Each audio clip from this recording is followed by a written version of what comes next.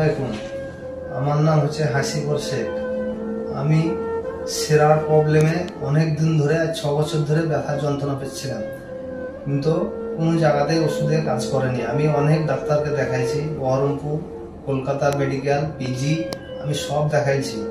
আমার 6 বছর ধরে ওষুধপাতি খেতে খেতে হঠাৎ করে আজ মোটামুটি মাস 6 থেকে আর চলাফেরা করতে পারছিলাম না, একবারে বিছানাতে হয়ে পড়ে গেছিলাম।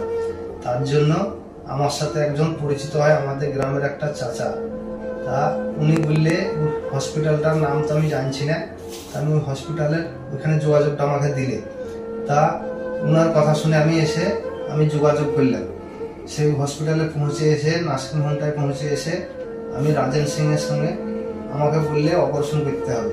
তা আমি তো অনেকটাই দুঃখ আর ভয় পেয়েছি যে আমি হয়তো শেষ আর উঠতেই পারবো না, কি হয়তো মরে যাবো। আমি খুব দুঃখ ভয় পেয়েছিলাম। তা আমাকে গ্যারান্টি সাহস দিয়েছে, নিজেকে একবারে ভাইয়ের মতন আমাকে জড়িয়ে বুকে ভরে নিয়েছে। তার জন্য আমি সাহস কথা শুনে আমি বলেছি, রাজি হয়েছি যে হ্যাঁ আমাকে স্যার করেন। তা ওনার কথা শুনে আমি রাজি হয়ে অপারেশন করলে এসে উনি আবাবুটি থেকে বাহির করে নিয়ে এসে অপারেশন করে তারপরের দিনটা আমাকে সঙ্গে সঙ্গে আবার এসে তুলালে। তা আমি তো তোলাছে, আমি তো ভয়ে উঠতেই পারছিলাম না, ভয় লাগছে যে পড়ে যাবো, কি হয়তো কি হবে। তার জন্য এসে তুলিন, আমাকে সাহস করে তুলিন। তারপরের দিনই আমাকে হাঁটিয়ে অনেকক্ষণ ধরে আমাকে কম করে 10 মিনিট হাঁটাইছে সঙ্গে হাতে করে ধরে উনি ডাক্তার।